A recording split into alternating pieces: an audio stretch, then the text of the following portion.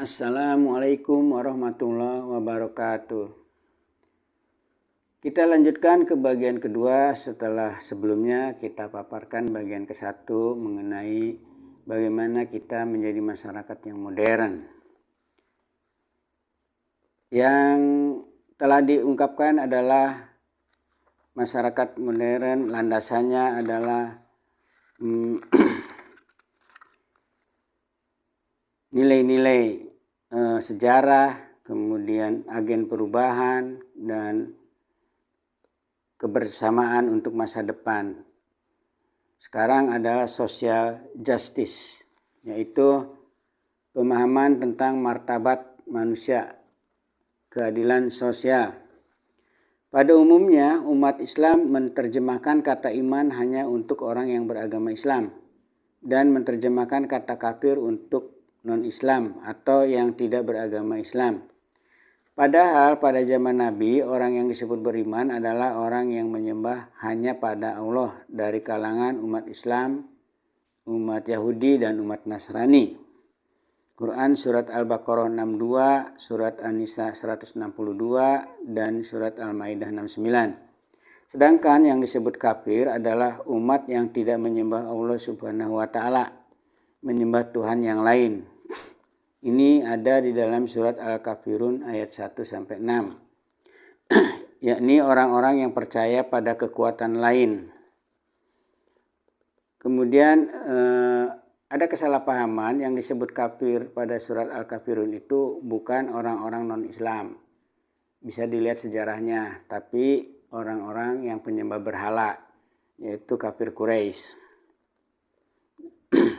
Kadang orang mengutak-ngutak atik firman Allah untuk kepentingan dirinya.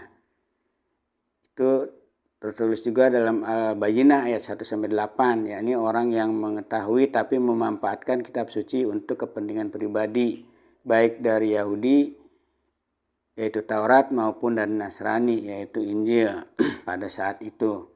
Dan orang yang tidak melakukan kebaikan untuk sesama, itu Surat Al-Ma'un ayat 1-7, yakni orang-orang yang menjalankan ibadah tapi dalam kehidupannya tidak berbagi kepada orang lain yang lebih lemah, tidak menyantuni fakir miskin. Nah, itulah yang disebut dengan orang-orang yang bersifat kafir, atau dalam bahasa Inggris kafir, artinya menutup apa yang diperintahkan Tuhan. Nah, dalam kehidupan bermasyarakat tidak benar mengurutkan orang berdasarkan pada agama, suku, dan golongan. Yang benar adalah urutannya berdasarkan kualitas manusianya, atau dalam bahasa agama orang yang takwa, yang senantiasa memelihara kebajikan, yakni berbudi luhur, berpotensi tinggi, dan berprestasi gemilang. Mereka yang punya budi pekerti yang tinggi berhak menjadi orang bebas dan menjadi pengurus masyarakat. Mereka yang berkelakuan buruk tidak boleh melakukan kegiatan di sembarang tempat, harus dilokalisasikan dan sebaiknya tidak menjadi pengurus masyarakat. Mereka yang berperilaku jahat harus masuk ke penjara karena bila dibiarkan akan merugikan masyarakat.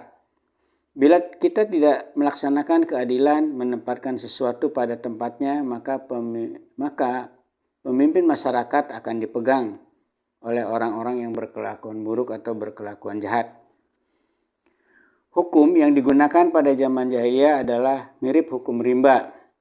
Hukum yang seperti di dunia binatang, yang kuat akan menindas yang lemah. Sedangkan hukum yang dilakukan pada zaman Nabi adalah hukum berdasarkan kemanusiaan. Mereka yang berbuat baik pada sesama akan diberikan reward, balasan yang baik. Dan mereka yang berbuat buruk pada sesama akan terkena punishment atau balasan yang buruk atau hukum.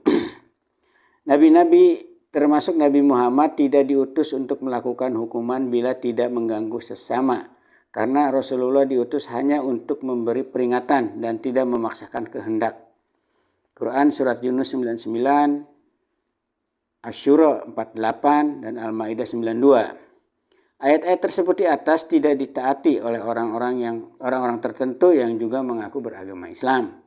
Mungkin karena tidak paham bahwa dunia ini ada baik dan ada buruk, sebagai tempat ujian untuk memperoleh surga ilahi, di mana tidak ada keburukan, yang ada hanyalah kebaikan di dalam surga itu. Jadi di dunia ini bukan akhirat, sebagaimana yang tercantum dalam kitab suci Al-Quran.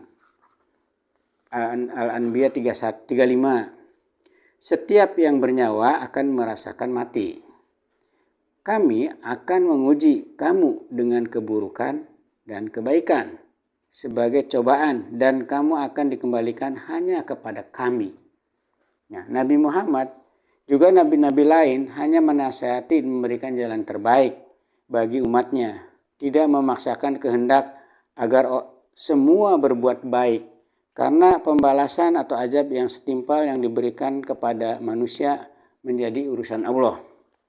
Berikut ini kisah Muhammad Rasulullah yang memimpin masyarakat Arab di Madinah selama sekitar 10 tahun. Dalam hadis tertulis, seorang datang kepada Rasulullah Shallallahu Alaihi Wasallam dan berkata, istriku suka berzina. Beliau Shallallahu Alaihi Wasallam menjawab, jauhilah dia. Orang itu menjawab, tapi saya berat melepasnya. Beliau Shallallahu Alaihi Wasallam bersabda, kalau begitu nikmatilah istrimu itu. Hadis riwayat Abu Daud dan An-Nasai. Kisah lainnya diceritakan oleh istri Aisyah sebagai berikut. Dari Aisyah radhiyallahu an berkata, Rasulullah SAW pernah ditanya tentang seseorang yang berzina dengan seseorang wanita dan berniat untuk menikahinya. Lalu beliau bersabda, awalnya perbuatan kotor dan akhirnya nikah. Sesuatu yang haram tidak bisa mengharamkan yang halal. Hadis riwayat Tabarani dan Daruqutni. Nah, itu adalah yang dimaksud zina adalah hubungan seksual di luar nikah. Dari kisah di atas terlihat Rasulullah melaksanakan perintah Allah seperti yang tertulis dalam Quran surat Yunus ayat 99 dan surat sejenis lainnya, yakni hanya memberikan tuntunan kepada umatnya yang bermasalah. Mereka yang ria, ujub, sum'ah, khulul, ghibah, maisir, zina dan maksiat lainnya mungkin bebas di dunia ini karena tidak terlihat mengusik kepentingan umum atau kepentingan orang lain. Tapi di akhirat semua itu akan dibalas. Hadis-hadis tersebut di atas di mana masalah pribadi tidak dimasukkan ke wilayah hukum sangat banyak jumlahnya. Hukum tidak dihubungkan dengan masalah pribadi kecuali bila masalah pribadi itu menjadi masalah masyarakat. Orang boleh monogami ataupun poligami, tapi bila terjadi pemaksaan, kekerasan, maka masuk wilayah hukum. Pada saat ini beberapa negara, orang yang berpenyakit ayan masalah pribadi dilarang menyetir kendaraan karena akan membahayakan orang lain. Itu masalah masyarakat. Bila hukum banyak mengintervensi masalah pribadi, maka negara modern akan sulit terbentuk. Negara akan kesulitan melahirkan orang-orang hebat karena produktivitas, kreativitas, dan inovasinya akan terhambat. Ini terlihat juga dalam sejarah negara kota sebagaimana yang diungkapkan oleh Aristoteles pada zaman Yunani kuno. Perlu diketahui bahwa hukum negara pada zaman Rasulullah berdasarkan musyawarah di antara para ahli hukum, di antara masyarakat. Oleh karena itu, bila kita ingin mengambil hikmah dari Al-Quran untuk masalah hukum adalah bukan apa yang tertulis, tapi apa yang melatar belakangi tulisan itu. Kesepakatan masyarakat waktu itu masih berlaku hukum rajam untuk yang berzina. Pada zaman Utsman, rajam dihapus dari undang-undang. Banyak orang yang masih ingin menjalankan hukum rajam, tapi Utsman hidup bersama Nabi, mengerti psikologis Nabi Muhammad sebagai sahabatnya. Dan Utsman paham bahwa masyarakat maju atau modern harus memiliki pri kemanusiaan dan akhlakul karimah.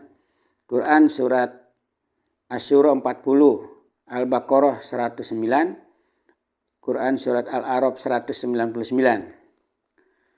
Sebagai manusia biasa, Nabi sebagai kepala negara yang harus adil ketika ada seorang pemuda yang mengaku dirinya berzina. Agak kesulitan Nabi Muhammad. Kisahnya sebagai berikut. Dari Abu Hurairah radhiyallahu anhu, ia berkata, seorang lelaki dari kaum muslimin datang kepada Rasulullah ketika sedang berada di dalam masjid. Lalu ia berseru memanggil beliau, "Wahai Rasulullah, sesungguhnya aku telah berzina." Lalu Rasulullah memalingkan diri darinya, sehingga orang itu menghadapkan dirinya ke arah wajah beliau dan berkata lagi, "Wahai Rasulullah, sesungguhnya aku telah berzina." Rasulullah kembali memalingkan diri darinya, sehingga orang itu mengulangi ucapannya sampai 4 kali. Setelah ia bersaksi atas dirinya sebanyak 4 kali, Rasulullah memanggilnya dan bertanya, "Apakah kamu gila?" Lelaki itu menjawab, "Tidak." Beliau bertanya lagi, "Apakah kamu seorang yang pernah kawin?" Lelaki itu menjawab, "Ya." Maka Rasulullah bersabda kepada para sahabat, "Bawalah ia pergi lalu rajamlah." Hadis riwayat Muslim. Jadi sesungguhnya Nabi Muhammad tidak ingin memberikan hukuman kepada orang yang berbuat buruk karena itu urusan dia dengan Tuhan. Tapi orang tersebut yang memaksakan karena merasa bersalah. Nah, seperti itulah yang menjadi hukuman adalah yang dilakukan hukum pada masyarakat adalah orang-orang yang jahat yang merugikan orang lain. Terkadang kita kesulitan atau berat hati menetapkan hukum kepada orang yang satu agama, satu etnik, satu famili, satu golongan. Sementara kepada orang lain yang tidak satu golongan dengan mudahnya menerapkan hukum. Ketidakadilan pada golongan lain bisa menimbulkan permusuhan. Quran Surat An-Nahl 90. Namun orang-orang besar akan berlaku adil pada siapapun. Misalnya pada zaman kejayaan Kerajaan Aceh, di mana Sultan Iskandar Muda menerapkan hukuman pada anaknya sendiri karena bersalah. Yang kelima, mengenai landasan-landasan untuk menjadi masyarakat yang modern adalah percaya kepada Tuhan. Trust in one God.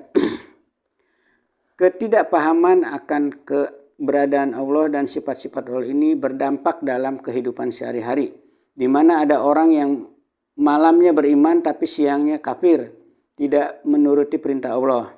Malamnya berzikir dengan mengucapkan la ilaha illallah, tapi siangnya berjualan dengan tidak jujur, yaitu mengurangi berat barang pada timbangannya. Misalnya, ketika ia menjadi pegawai, ia senantiasa korupsi, baik itu waktu, uang maupun fasilitas. Mereka tidak menyadari bahwa penerapan kalimat tidak ada Tuhan selain Allah tidak dilaksanakannya dalam kehidupan sehari-hari. Dalam anggapannya dekat dengan Allah hanya dengan berzikir saja.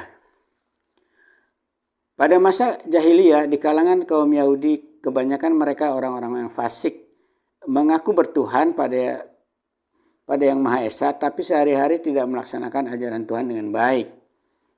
Mereka kurang menjaga kebersihan, malas bekerja, tidak kenal sopan santun, senang berguncing, dan lain-lain. Nabi Muhammad menekankan pentingnya berperilaku baik atau akhlakul karimah. Kemudian di kalangan orang-orang Nasrani masih ada yang menganggap Tuhan itu beranak dan diperanakan dalam bentuk biologis. Nabi Muhammad menjelaskan bahwa Tuhan itu bukan makhluk yang punya bapa dan anak. Tuhan itu adalah Tuhan yang Maha Esa, Allahu Ahad.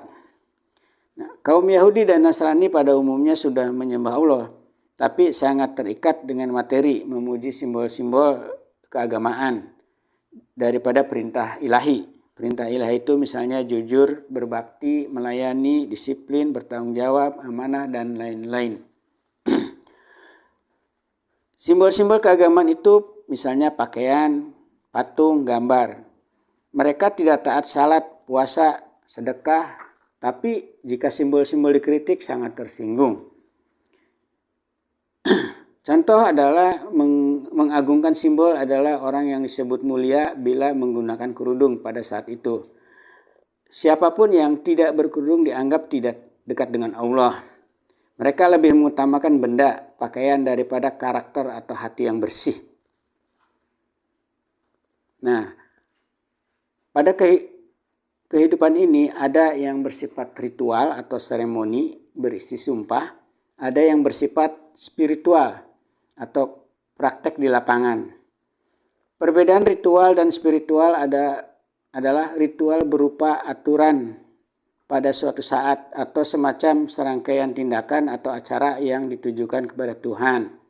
Ini tertulis di surat An-Nisa ayat 103 mengenai ritual. Ritual telah ditentukan tidak bisa dilaksanakan sembarangan waktu. Misalnya salat yang terdiri dari berdiri, ruku, sujud, kemudian jari telunjuk menunjuk dan bacaan-bacaannya. Dalam agama Kristen duduk di gereja dengan lagu-lagu tertentu. Dalam agama Konghucu berdoa memakai lidi yang dipegang di tangannya dan lain-lain. Sementara yang dimaksud spiritual adalah mengambil makna ritual. Misalnya dari salat, di mana dalam salat diantaranya mengandung kedisiplinan. Al-Matin, salat subuh harus sebelum sunrise, salat maghrib sesudah sunrise. Maka itu dalam kehidupan kita harus disiplin. Datang kerja tepat waktu, pekerjaan tidak ditunda. Nah, jadi ritual dan prakteknya seperti itu. Dan mengandung ketaatan pada keputusan atau al-hakam. Salat subuh harus 2 rakaat, salat maghrib harus 3 rakaat, tidak boleh dirubah. Nah, jadi dalam kehidupan sehari-hari kita harus taat pada sebuah aturan. Ritualnya adalah salat. Kemudian contoh di lapangannya adalah misalnya mematuhi aturan umum, tertib lalu lintas, ikut antrian dan lain-lain. Nah, hidup adalah keseimbangan. Bila hanya ritual saja, mungkin kita akan jatuh dalam kemunafikan. Berjanji pada Tuhan tapi tidak melaksanakan dalam kehidupan sehari-hari. Dan bila spiritualnya, semangatnya saja, kita akan jatuh dalam kemusyrikan. Boleh jadi kita semangat kerja bukan karena Allah, tapi karena hal yang lain. Ritual yang tidak tersambung dengan spiritual adalah kerugian atau kecelakaan. Quran surat Al-Ma'un ayat 4 dan surat An-Nisa 43. Sedangkan ritual yang terkait erat dengan spiritual adalah keuntungan atau keselamatan. Al-Mu'minun ayat 2 dan Al-Jumu'ah ayat 10.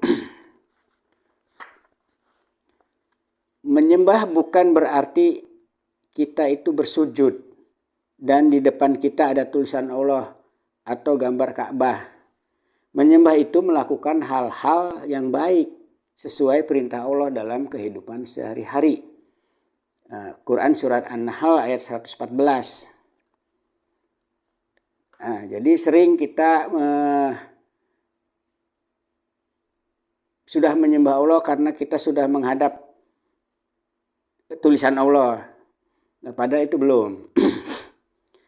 Perlu diketahui yang dimaksud menyembah Allah itu bukan bentuk ritual saja, tapi bentuk spiritual juga ada. Kisah-kisah spiritual diantaranya kisah Uwais Al-Qarni. Tanpa ingin dikenang atau dilihat orang, ia benar-benar menerapkan perintah-perintah Allah dalam kehidupan sehari-hari.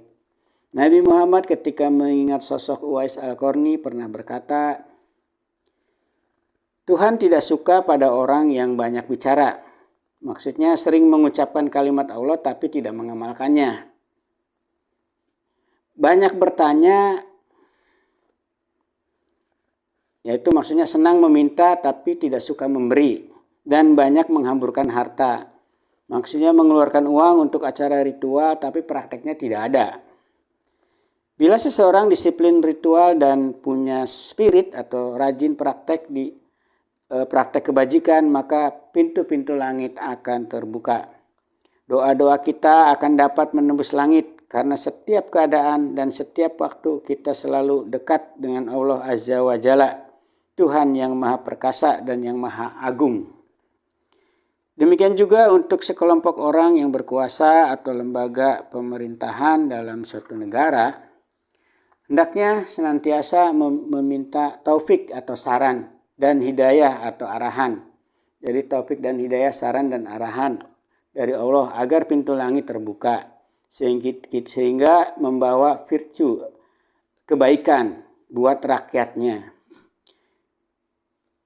Nah, bila kita lihat dalam sejarah, mungkin karena emosi, karena kebencian, karena ketidaktahuan, akar masalah, sehingga terjadi kesalahan dalam keputusan atau kebijaksanaannya. Nah, suatu lembaga bila keputusannya salah, maka keputusan ulang atau minta maaf karena telah membawa vice atau keburukan pada rakyatnya. Bila benar argumentasinya kuat, Nabi kita sebagai manusia juga seperti itu. Dan secara kelembagaan sebagai seorang kepala negara, beliau berkata, sesungguhnya aku adalah manusia biasa seperti kalian. Aku juga lupa sebagaimana kalian lupa. Oleh karena itu ingatkan aku ketika aku lupa. Hadis riwayat Bukhari. Nah, ini dia sebagai manusia ya. Kalau sebagai Rasul semuanya harus dilaksanakan. Karena itu perintah Allah. Sebelum modernisasi di kalangan kaum Quraisy ada ritual tapi tidak ditujukan kepada Allah. Ditujukan pada berhala-berhala, kira-kira 360 berhala atau patung yang disembah mengelilingi Ka'bah. Dan para penyembah berhala berjalan mengelilingi Ka'bah atau tawaf sambil bertelanjang. Mereka berdoa untuk minta pertolongan pada berhala tersebut. Secara spiritual, yakni semangat menjalani hidup sesuai perintah Allah, tentu tidak ada. Karena berhala-berhala adalah benda mati yang tidak akan memberi perintah dan larangan pada manusia. Nah, setelah modernisasi, Nabi Muhammad mengubah ritual itu dengan yang kita sebut ibadah haji, ditujukan kepada Allah Subhanahu wa Ta'ala. Salah satunya adalah kita mengadakan sa'i, yaitu bolak-balik antara Safa dan Marwah ya, dalam mencari air. Artinya itu ritualnya, tapi dalam kehidupan sehari kita harus berjuang mencari kehidupan, mencari apa yang harus kita lakukan untuk kehidupan. Nah, Nabi Muhammad mengubah ritual ini dengan ibadah haji tujuan pada Allah. Diharapkan dengan ritual ibadah haji itu secara spiritualnya masyarakat Arab yang beragama Islam dalam kehidupan sehari-hari mau menerima perintah dan larangan Allah. Ya, tadi contoh sa'i, kemudian contoh tawaf berkeliling, artinya kita harus mengingat masa lalu, jangan lagi melakukan kesalahan-kesalahan di masa yang akan datang. Dan ada terjemahan yang lainnya lagi.